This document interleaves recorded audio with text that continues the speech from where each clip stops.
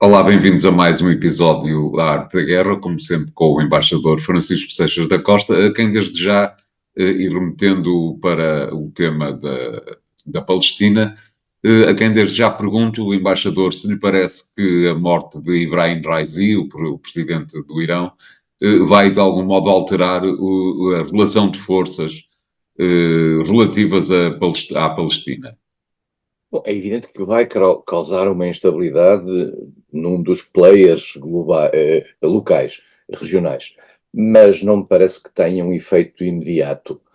Vale a pena dizer que o presidente iraniano que morreu levou a atitude do Irão na região a um novo patamar, isto é, depois da revolução que houve no Irão no final dos anos 70 e princípio dos anos 80, com Khomeini, e depois do surgimento do seu sucessor, do Khamenei, que ainda hoje está, um homem já de uma certa idade e cuja saúde pode indiciar também a possibilidade de uma mudança ao nível da liderança suprema do Irão. Raisi levou como Presidente da República, e vale a pena dizer que o Presidente da República do Irão é uma figura subordinada ao líder supremo, não é a figura central do regime, mas tem um papel importante no executivo local. Se repararmos bem, se olharmos bem para os últimos anos, verificaremos que a ação externa do Irão, quer no Líbano, quer na Síria, de certa maneira, e de forma pronunciada, quer no Iémen, quer mesmo na área do Iraque, onde há uma grande influência do Irão, e viu-se agora no caso do Hamas, relativamente ao qual havia uma discreta ação do Irão, nota-se que há ali um proselitismo provocado pelo Irão, de que é Xiita. xiita, que é protagonista Raisi. E, portanto, esta ala xiita do mundo muçulmano, que está dividida entre xiitas e sunitas, e os sunitas têm várias alas entre si, uma mais turca, outra mais Arábia Saudita, estava a assumir uma grande importância no plano externo. E mais do que isso, se nós nos lembrarmos bem, a decisão tomada há semanas pelo Irão, no sentido de atacar Israel, depois do ataque que Israel fez ao Irão na embaixada em Damasco, traduz, digamos, uma ação externa do Irão com uma dimensão que raramente se tem visto. Isso também é um ponto importante. O Irão normalmente utilizava os seus homens de mão, por assim se pode dizer, na região, mas raramente tinha uma ação própria. Desta vez decidiu ter essa ação foi moderada, apesar de tudo, tendo em atenção que foi avisada com o tempo para os Estados Unidos e os seus aliados poderem ajudar Israel na proteção a essa ação de natureza exemplar. Mas dito isto, portanto, Raisi, a falta de Raisi cria ali uma instabilidade no regime. O Irão é um país complexo, é um país que tem uma espécie de uma casta religiosa que dirige o país e que não deixa que a democracia passe para além de um determinado limite.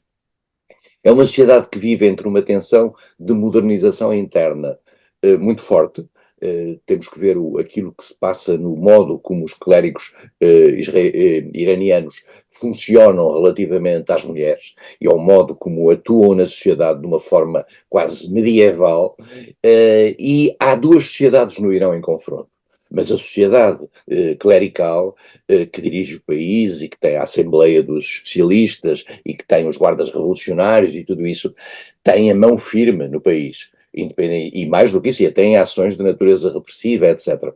E, portanto, não se prevê que haja uma mudança muito grande, vai haver umas eleições. Estas eleições no Irão faz-me lembrar aquelas eleições que havia em Portugal no tempo do Estado Novo, em que, não feitas as comparações e a diferença das comparações, em que era preciso o candidato ser vetado internamente relativamente sobre se tinha ou não condições para concorrer, e assim é no Irão. No Irão houve, nas últimas eleições, havia 70 e tal candidatos, nós chegámos a falar disso aqui, havia 70 e tal candidatos, depois foram reduzidos a 10 ou 11, não sei bem, as mulheres desapareceram, e entre esses candidatos ficaram praticamente só candidatos do regime, e mais do que isso, candidatos do regime que não tinham qualquer sentido de modernidade face ao regime. Portanto, A sensação que há é que neste momento há uma espécie de apelo às armas e internamente dentro do Irão vai sair um candidato completamente ortodoxo e, portanto, não vai haver nenhuma mudança. Pode haver alguma dificuldade da nova liderança de ter a autoridade que Reis, entretanto, já tinha criado.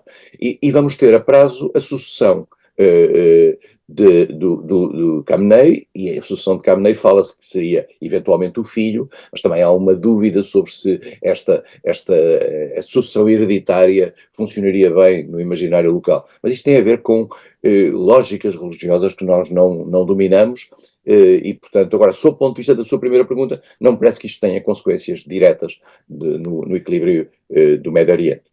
Entretanto, no que tem mais diretamente a ver com a Palestina, o governo israelita diz que, afinal de contas, vai passar a um plano B relativamente a Rafah, que, de algum modo, diz o governo, será mais contido do que aquele que estava inicialmente previsto. No meio disto tudo, ainda há a questão do Tribunal Penal Internacional, que aliou toda a gente contra aquilo que foi a decisão do Tribunal de levar um mandato de captura até alguns membros do Hamas e até ao Ministro da Defesa e ao Primeiro-Ministro israelitas.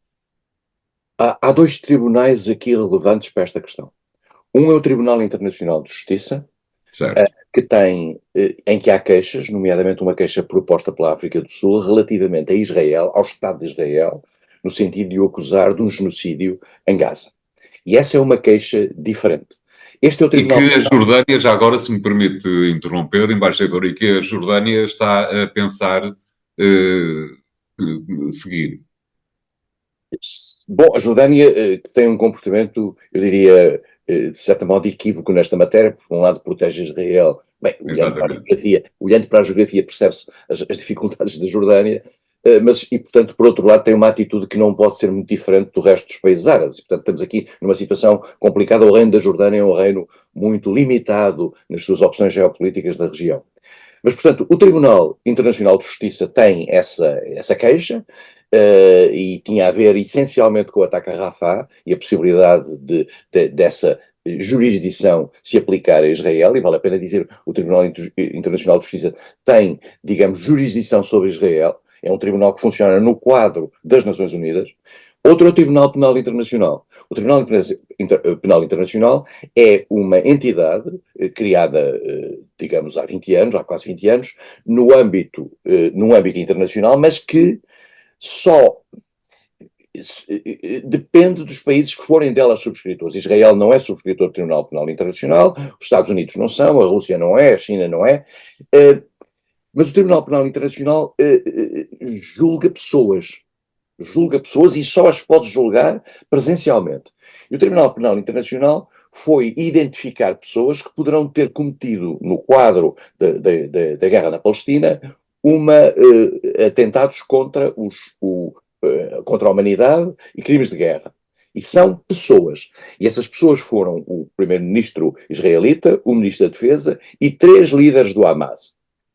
Dir-se-á, o Tribunal Penal Internacional foi um pouco salomónico, no sentido de ter pessoas do Hamas e pessoas do regime.